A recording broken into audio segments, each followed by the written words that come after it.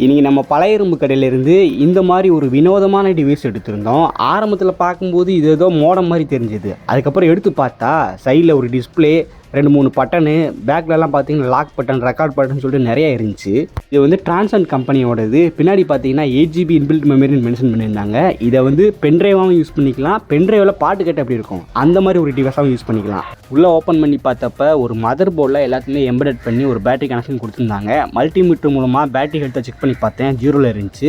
அது மற்ற எந்த காம்பனண்ட்டும் ஸ்டார்ட் ஆன மாதிரி தெரியல.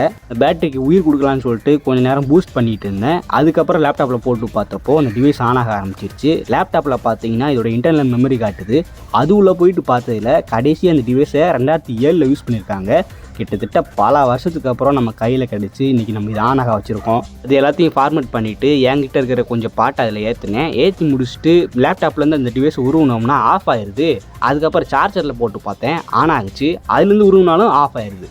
அப்போ இதுக்குள்ளே இருக்கிற பேட்டரி வந்து செத்து போச்சு. நம்ம பூஸ்ட் பண்ணாலும் என்ன பண்ணாலும் அதுக்கு உயிர் வரப்போகிறது கிடையாது. வேறு பேட்டரி மாற்றி தான் ஆகணும். ஸோ நம்மக்கிட்ட பார்த்தீங்கன்னா இதே போல் எக்கச்சக்கமான பேட்டரி கிடக்கு, ஏர்பாட்ஸ் அதுலேருந்து உருவுனது. ஸோ அதை போட்டு செக் பண்ணி பார்த்தேன், ஒரு பேட்டரியில் நல்லா ஒர்க் ஆகிட்டு இருந்துச்சு. அதுக்கப்புறம் சார்ஜ் போட்ட பிறகு பேட்டரி ஃபுல்லாகிடுச்சு. இப்போ பார்த்தீங்கன்னா டிவைஸ் வேறு லெவல் ஒர்க் ஆகிட்டு இருக்கு.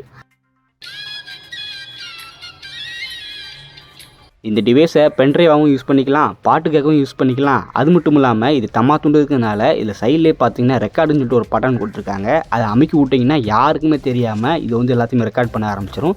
இப்படிப்பட்ட வில்லங்கமான டிவைஸ் தான் நம்ம ரிஸ்டோரேஷன் பண்ணியிருக்கிறோம். ஆளை பார்த்தா டம்மி பீஸா இருக்க, பயங்கரமான ஆளா இருக்கேடா. இப்போ இந்த டிவைஸ் சேலுக்கு வந்திருக்கு. இந்த டிவைஸ் உங்களுக்கு வேணும்னு நினச்சிங்கன்னா கீழே வந்து என்னோட இன்ஸ்டாகிராம் ஐடி மென்ஷன் பண்ணியிருக்கேன். அதுக்கு வந்து இந்த டிவைஸ்க்கு எவ்வளோ தருவீங்க அப்படின்னு உங்கள் பட்ஜெட் சொன்னீங்கன்னா எனக்கு ஓகேவா இருந்துச்சுன்னா நான் அதை உங்கள்கிட்ட சேல் பண்ணிக்கிறேன்.